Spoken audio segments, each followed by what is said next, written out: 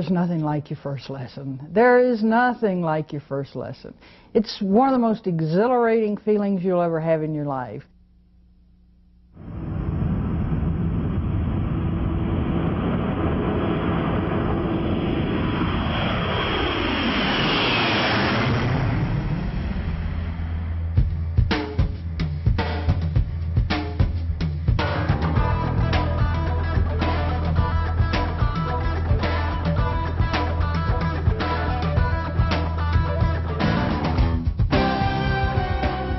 So what is flying all about? It's about art and science, imagination and invention.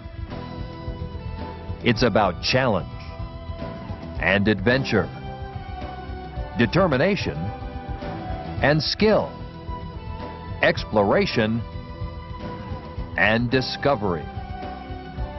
Flying is about all these things and more. The flying experience is as unique as the many individuals who take up the challenge to pursue the dream of flight. You may be thinking about learning to fly for one or more of these reasons, or you may have an entirely different motivation. Whatever the reason, if you yearn to spread your wings and expand your horizons, this is your chance. You can learn to fly.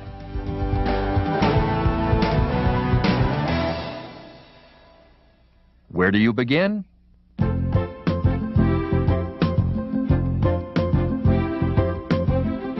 As you begin your training, one of the first things you will become familiar with are the components of the airplane and how to use the different controls to make the airplane respond. When you sit in the cockpit of an airplane, you're actually sitting within the framework of the airplane. This framework is called the fuselage and is the attachment point for the other major components of the airplane. It also contains the passenger seating and baggage areas, as well as the cockpit. Within the cockpit are the flight controls and the instrument panel. Located on the panel are the flight instruments and engine gauges. The flight instruments are helpful for verifying your direction of flight, determining your airspeed, and indicating whether or not you're flying level, climbing, descending, making a turn, and your rate and coordination of turn. They also can show how fast you are climbing or descending, and your altitude. The engine gauges are important for monitoring engine performance. On most single-engine airplanes, the engine is mounted in the front of the fuselage.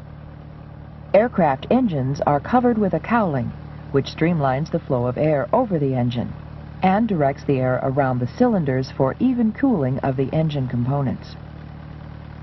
You control engine power by using a throttle located in the cockpit. The engine provides power to turn the propeller. In small airplanes, the engine and the propeller make up the power plant, which produces the force necessary to move the airplane through the air. This force is called thrust.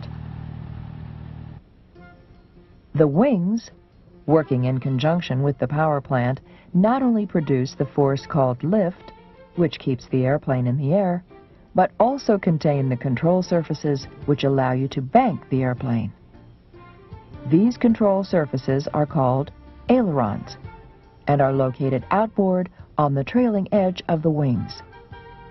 When you rotate the control wheel to the right, the left aileron deflects downward, and the right aileron deflects upward. This moves the right wing down and the left wing up. The result is a bank to the right. How this is accomplished will be discussed in a later section. Attached to the aft end of the fuselage is the empennage, which contains the horizontal and vertical stabilizers. In addition to providing stability, the horizontal stabilizer contains the elevator. As the name suggests, the elevator controls the nose-up or down movement of the airplane. This is called pitch attitude. The elevator is controlled by the forward and aft movement of the control wheel. When you apply aft pressure on the control wheel, the trailing edge of the elevator deflects upward, producing a down force on the tail of the airplane. This in turn causes the nose of the airplane to pitch up. Forward pressure on the control wheel has the opposite effect. The trailing edge of the elevator is deflected downward, which pushes the tail up, causing the nose to pitch down. The rudder is the movable surface attached to the vertical stabilizer. It is controlled through the use of pedals located on the floor of the cockpit. Applying rudder pressure swings the nose of the aircraft left or right in a yawing motion. Your speed during flight varies according to what you wish to accomplish. For example, during an approach to a landing, it is better to fly at a slower airspeed. The use of flaps located inboard on the trailing edge of the wings helps you maintain this airspeed during the descent. Flaps are retracted or extended by a switch mounted on the instrument panel. Since there are times when using all of the flaps would be too much, most general aviation airplanes have 3 or 4 flap settings. All airplanes are equipped with some form of landing gear. The most common type found on training airplanes is the tricycle gear, with 2 main wheels and a steerable nose wheel. Steering is accomplished by moving the rudder pedals in the direction of the desired turn. Other aircraft may be equipped with 2 main wheels forward and a tail wheel. This type of aircraft has conventional gear. It is often referred to as a tail dragger.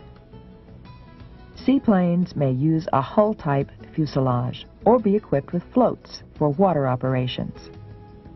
Higher performance aircraft have retractable gear, which improves their performance by streamlining the air flowing around the aircraft.